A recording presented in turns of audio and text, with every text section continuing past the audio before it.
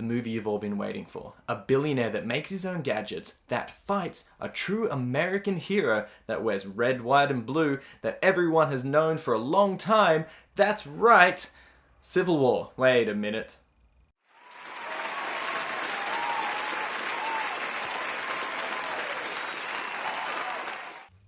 So this is my review for actually Batman vs. Superman, not Civil War. Even though they both had the same overarching idea when you describe them, they're nothing alike. Where Batman vs. Superman is an alright film. I will say that straight out of the gate. It was alright. And that's bad. This is Batman. You know, Batman. The biggest character in the DC universe, arguably. But at least one of the most well-known. Batman and Superman are the biggest parts of the DC universe. And so when they decided, hey, Marvel is creating a Marvel Cinematic Universe where everybody is interconnected and everybody is friends or enemies, DC are like, damn it, we have to catch up. And so they came out with this. It has a lot of problems. First off, I'm going to talk about the pros. Batman is amazing in this film. Okay, Ben Affleck as Batman. I don't care how sad he looks in that review. He more looks tired than he does look sad, but he is fantastic in this film. Persona as Bruce Wayne, I think, could have been a bit more livelier because, especially after coming off the Kevin Conroy Batman, who is probably one of my favorite Batman, or even Michael Keaton, who have a distinction between Batman and Bruce Wayne, where Bruce Wayne is the cover, just like Clark Kent is the cover for Superman. Superman is his natural state. He didn't really play that up. Like, he did a little bit. Like, there is a scene where he pretends to be drunk and, you know, all that kind of stuff. But I feel like it wasn't played up enough. Like, that he wasn't trying to be a different person as Bruce Wayne. That's okay. That's the only gripe I have about him. That and some of the dialogue, but that's not his fault. But this Batman was incredible. He took risks. He did things that were very questionable throughout the movie. He was as big as a barrel. He looked amazing. The suit looked great. His backstory was alright. They had to retell the whole his parents got shot in the beginning again. Again. Like, we get it. I don't think there is anybody that is coming into this movie called Batman vs. Superman that don't know the basic origin of Batman or Superman. If they wanted to change that and, you know, say Batman is now a poor person living on the street and, you know, change his origin, then show it. If it's just going to be the tried and true origin that we've seen countless times before in all different media, just go. In the New 52 comics, they give a brief overlay of what's happened to Batman. Only because they didn't want to start Batman off in the beginning of his career. They wanted to start him off when he's already established. Like, he's like 10 years into his career in the New 52. And that's good. They didn't have to show that his parents were killed, and they didn't have to show all this stuff, because they're like, we know you guys will know this story. Same thing will happen with Spider-Man, and I really, really hope Marvel doesn't do another origin story for Spider-Man. But they will, because the first movie always has to be an origin film no matter what. Batman was killer. And you'll get that later. Batman was an amazing character. He ran in and he was really badass. There was some scenes in the trailer that you guys would have seen where he enters a warehouse and he just bashes up all these different people. And he uses different gadgets and he's doing all different kinds of parkour around the building. It looks amazing. And honestly, it feels and looks like it was ripped out of the Arkham games, which I have no complaints about. So that to me was really, really good. Like, he's bashing people through walls. He's, using his grappling hook onto people to pull them in. It's just an incredible fight scene. And it's probably one of the best fight scenes in the film. I would arguably say even better than the whole actual Batman versus Superman, which in life is a problem. Superman, Henry Cavill, he's alright as Superman. I feel like maybe Zack Snyder's interpretation of Superman is a little too dark.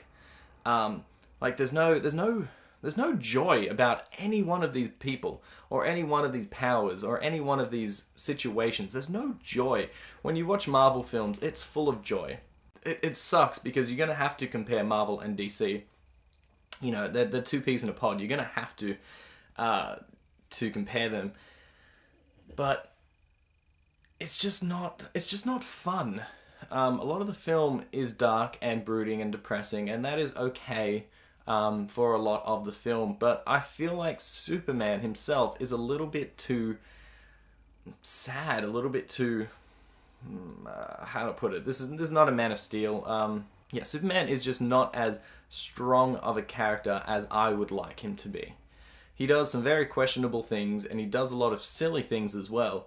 But Henry Cavill himself looks amazing as Superman. I think he looks incredible. I saw the whole thing about he got down to 3% body fat in order to do his shirtless scene, just so everyone could see that, yeah, that's all him under the suit. There's no padded muscles or anything. That's just him being super strong, which is incredible. And then we had in Batman vs Superman, we had a Batman scene where he has to train and show off his muscles. When Ben Affleck, man, I need the coach that does all the Marvel and the superhero films in general. Because damn, these guys are ripped and nice as. So Superman himself is great. Lois Lane returns and she's okay. She was a bit more of a damsel in distress in this film, which bothered me because she was a bit stronger in Man of Steel. She has her own side story and side plot, which kind of goes nowhere, and it didn't really have a point, but it's there. There's also Alfred, who was one of the best supporting characters. He's got all the funny jokes of the film, which is saying a lot because he has like 5 scenes and all of them he has a joke. And that's probably the 5 out of 6 scenes that are funny in the film. I found a couple other things funny, but not for the same reasons. Jesse Eisenberg as Lex was horrible. Whenever I saw the trailers, whenever I saw the things that were leading up to this film, everyone stood by Henry Cavill and Ben Affleck, and you know, even Gal Gadot. A lot of people got behind. There was a lot of love for all the actors and all of their choices. None for Lex, and I see why. He was a megalomaniac. He was way over the top. He was crazy, and that is fine. You know, if he wanted to ham it up, that is fine. But he didn't do it all the way. He went to a point, and then when he got to that point where he could have gone hammier, he could have gone further, or he could have stopped, he went in a whole different direction and just did something really, really stupid, where he would have nervous tics, and he would be like telling a story and be like, oh, and then Prometheus flew up to the sun, and I'm like, why are you doing that? You know, the Lex that we know and love from all of the different media is a calm, collected, very well thought character that sees a lot into the future. He has lots and lots of plans. He is the rival of Superman because he can outthink Superman, not outstrength him. This Lex had none of those qualities. Even though he outsmarts Superman in the film, he doesn't feel earned. And there's a whole other bunch of problems with his character. But recently, Warner Brothers came out. I think it was Warner Brothers, maybe Zack Snyder. Somebody came out and said that the Lex that we watched on screen isn't Lex. It's Lex Jr. It is the Lex that we know and love's son. There are a few hints of this in the film, like they go to LexCorp, which I'm sure it was called Luthor Corp, or maybe I'm just Smallville, too into Smallville, and it's called Luthor Corp there. And he says, yeah, my father named it after himself. And I'm like, oh, that means his father's Lex, and then he's named his son Lex. That's weird. I didn't even think about it like that he would be the actual son. And then, yeah, he talks about his father throughout the movie, and it's a bit foreboding and stuff. So there is a bit of foreshadowing that Lex could be a really cool character.